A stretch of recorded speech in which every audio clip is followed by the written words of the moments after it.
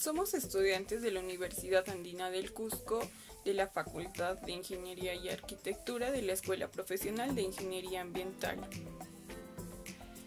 Hoy les hablaremos acerca de la estabilización de laderas en torrenteras de agua, en el curso de Manejo y Conservación del Suelo a cargo del docente Teodoro Guarguachipán, y los integrantes son Machaca Guzmán Davy, mi persona, Tupayachi Serrano Ángela Belén, Vilche Silva, Víctor Antonio y Yupanqui Padilla Emil. Introducción a la estabilización de laderas por torrenteras de agua.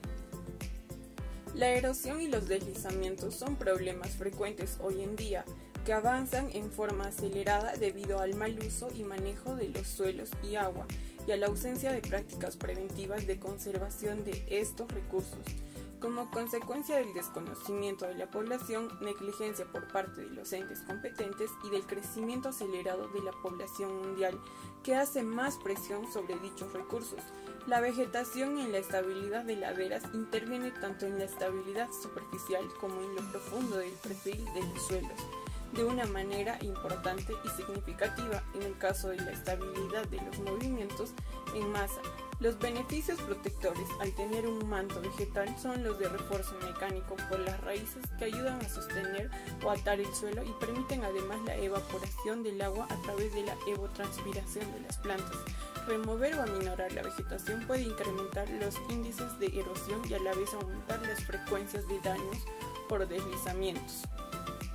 El estudio de estabilización de laderas diseña medidas de prevención, control y remediación o estabilización para así reducir los niveles de amenaza y riesgo que puedan existir en un determinado lugar. Con el tiempo se han desarrollado gran cantidad de técnicas para el manejo de estabilización de laderas inestables. La estabilización de los deslizamientos en actividad o potencialmente inestables es un trabajo complejo, pero no imposible, que requiere de metodologías especializadas de diseño y construcción.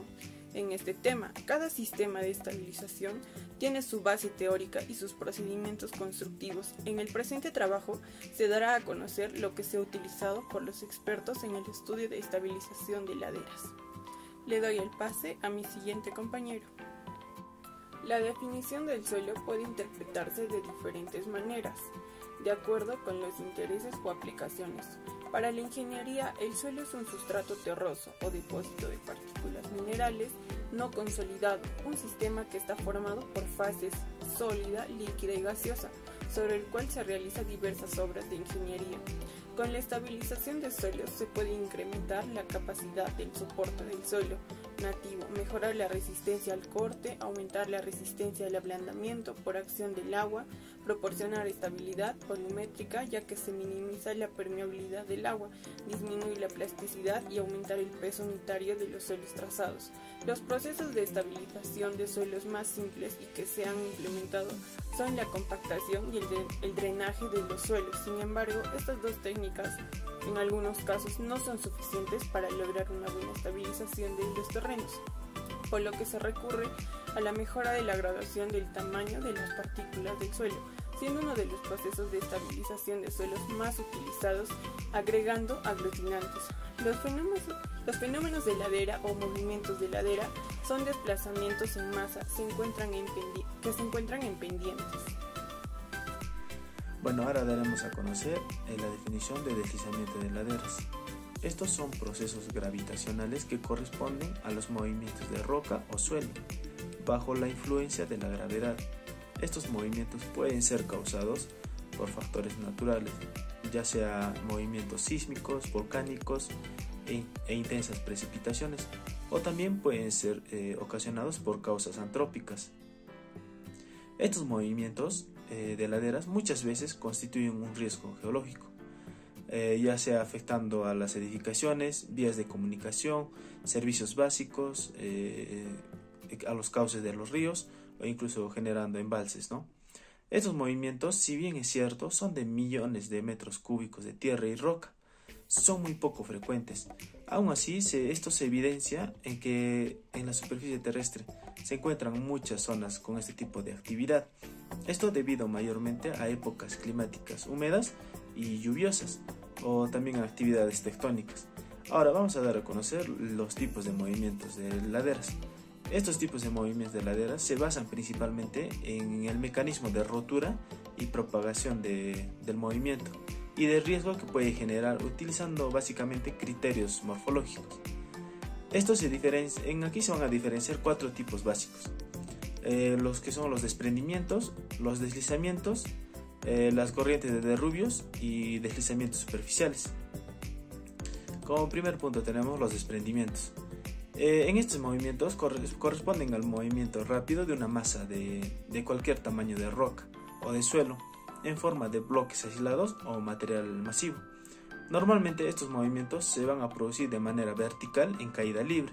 Este tipo de movimientos requieren una topografía con fuertes pendientes y se van a caracterizar por la acumulación de bloques de tamaño variable.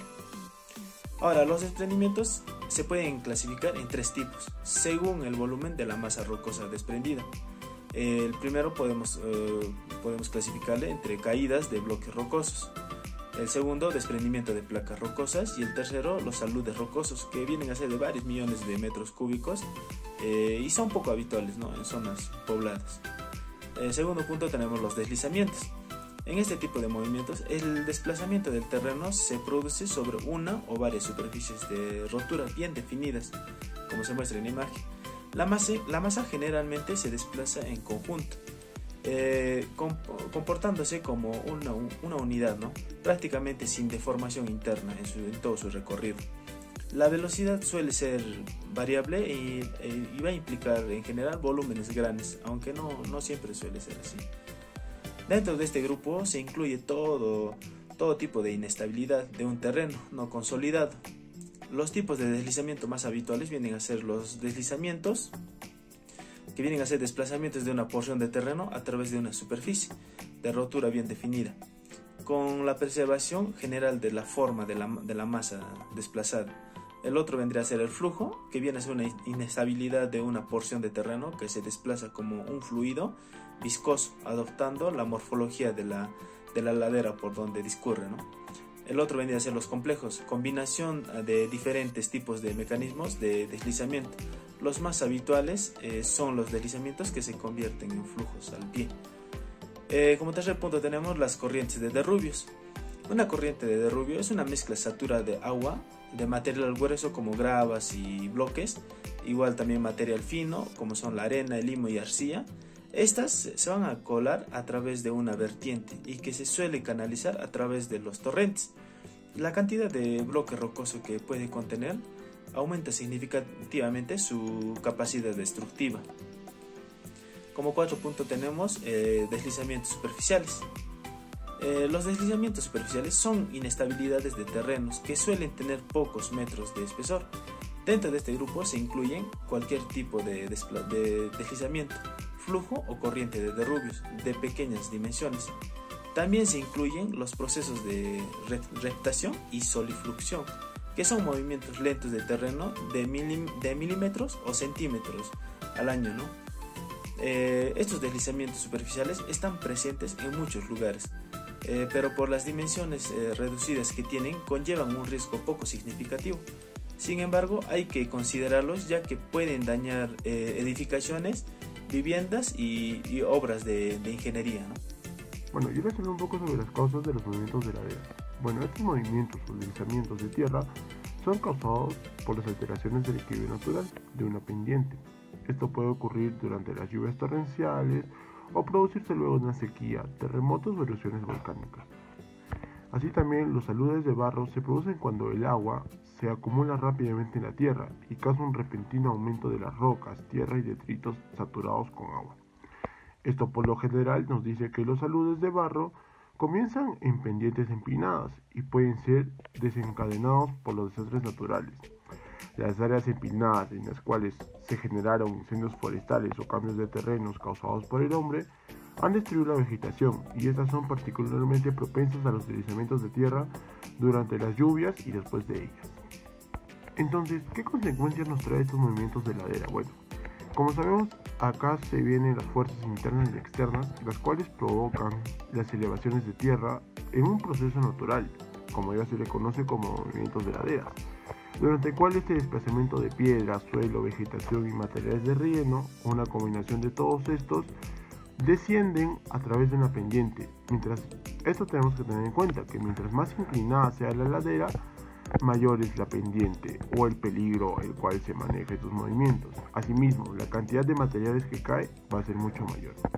Los movimientos de ladera son procesos en los cuales se transforma el paisaje, ya que estos son provocados por el deslizamiento de distintos volúmenes de rocas y suelos. Y esto comúnmente sucede en las zonas donde se construyen casas, ya sea en zonas aledañas o a las faldas del cerro, como puede ocurrir comúnmente en las distintas partes de la región del Cusco. Hay diferentes factores los cuales generan el deslizamiento de laderas. Bueno, entre ellos tenemos dos factores principales, los cuales son el factor humano y el factor natural. Hablando del factor humano, podemos decir que acá es donde se concentran las áreas de los incendios forestales o cambios de terreno hechos por el hombre, los cuales han generado la destrucción de la vegetación. Así también hay zonas donde ya han ocurrido deslizamientos de tierra, sin embargo se siguen haciendo diferentes trabajos o se siguen construyendo casas en la zona. También hay pendientes empinadas y áreas ubicadas en la falda de las laderas o barrancos. Así también las laderas que han sido alteradas por la construcción de edificios y caminos, así como también los canales a lo largo de los riachuelos o ríos. Y por último, las áreas que se dirigen a las aguas en correntía. Después tenemos el factor natural. Como ya se les explicó, los deslizamientos de tierra son causados por estas alteraciones, y estas pueden ocurrir ya sean por incendios forestales o ya sea por lluvias torrenciales, las cuales intervienen mucho la mano del hombre, en las cuales, cuando por ejemplo talan los árboles, la deforestación causa de que los árboles no puedan evitar el deslizamiento de tierras, y esto que genera que un riesgo a la población, en el cual tendríamos que ver la forma de evitar estos impactos que son generados por estas causas antrópicas, que al final lo único que generan son problemas a la misma población, por lo cual tendríamos que ver las medidas de prevención. Entonces, como medidas de prevención para las laderas o para el movimiento de laderas, las cuales suponen un riesgo geológico para la población y sus bienes, tendríamos que ver las posibilidades de disminuir el riesgo de que éstas se materialicen, para lo cual es necesario llevar a cabo una serie de medidas preventivas. Entre estas tenemos la primera, que es la protección estructural activa, en la cual podemos ver unas redes, muros de contención, mallas metálicas, entre muchos más, los cuales ejercen una protección sobre un elemento netamente fijado. Y después tenemos la protección estructural pasiva, la cual engloba barreras dinámicas o cualquier tipo de estructura que evite el desencauce y termine un suceso el cual puede evitar y retenga antes de que llegue a cualquier población cercana y esto sea o llegue a ser una amenaza para dicha población. Finalmente, yo les voy a dar las conclusiones a las cuales nosotros como grupo hemos llegado, y después de haber realizado también ese tema tan importante que es la estabilización de laderas en torrenteras de agua, ¿no? Que como buenos profesionales debemos tener el conocimiento de estos. Y bueno, empezamos. El primer punto que nosotros hemos tomado es la inestabilidad de laderas, que ha causado múltiples desastres en muchos países, incluyendo el Perú. Es importante mencionar como primer punto ya que de acuerdo a eso vamos a conocer cuán peligroso, cuán importante es este tema, ¿no? Ya que diferentes ciudades como Ayacucho, Trujillo, hasta la misma capital han sufrido estos desastres. Según ello, nos va a conllevar al segundo punto, en la cual mencionaremos que la prevención de estos desastres también va a depender de los conocimientos y acciones que puedan tomar las autoridades de protección civil, sino también los habitantes de la comunidad propensas a este tipo de peligro natural. Bueno, en este punto mencionamos que deben existir profesionales y autoridades competentes para que este tipo de situaciones no llegue a más, ¿no?